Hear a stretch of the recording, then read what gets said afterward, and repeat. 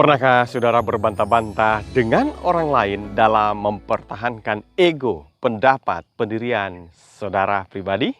Hope for Today terambil dari Amsal 20 ayat 2-3. Siapa membangkitkan marahnya, membahayakan dirinya, terhormatlah seseorang jika ia menjauhi perbantahan.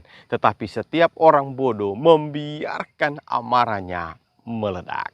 Masih dari pasal 20 kitab Amsal. Penulis Amsal ini menegaskan betapa pentingnya kita menjauhi perbantahan.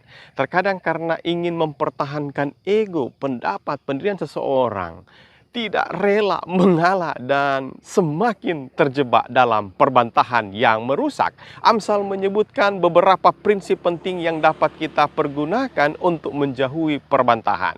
Berikut ini adalah alasan mengapa kita harus menjauhi perbantahan. Yang pertama, perbantahan dapat membahayakan dirinya, seperti ayat hari ini. Siapa membangkitkan marahnya, membahayakan dirinya.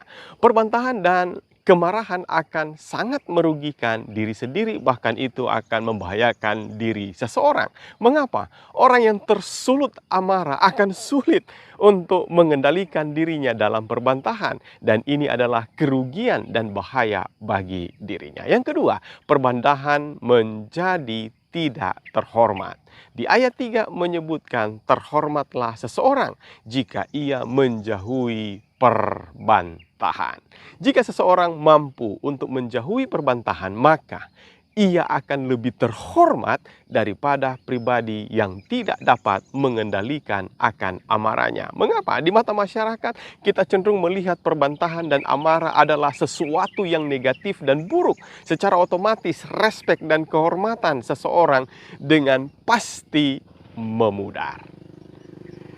Ketiga, perbantahan menjadikan orang bodoh. Ya, di ayat 3, tetapi setiap orang bodoh membiarkan amarahnya meledak. Di Amsal 29 ayat 11. Dari terjemahan bebas NIV, orang bodoh melepaskan kemarahannya, tetapi seorang yang bijak membuat dirinya terkendali. Orang yang senang, gemar, perbantahan dinilai rendah, tidak berpendidikan, tidak berakal budi, tidak berhikmat, yang identik dengan orang bodoh. Alkitab menyatakan hanyalah orang bodoh membiarkan amarahnya meledak. Perbantahan berakibat kepada kehancuran dan perpecahan. Amarah hanya dapat berujung kepada kesia-siaan. Pernahkah saudara berbantah-bantah dengan orang lain dalam mempertahankan ego, pendapat, juga pendirian pribadi saudara? Ingat, hanya orang bodoh saja yang selalu mau hidup dalam perbantahan dan kemarahan. Ya, harapan terbaik hari ini adalah Tuhan sedang mengajak dan menunggu agar kita, anak-anaknya, mau hidup dengan menjauhi perbantahan dan amarah.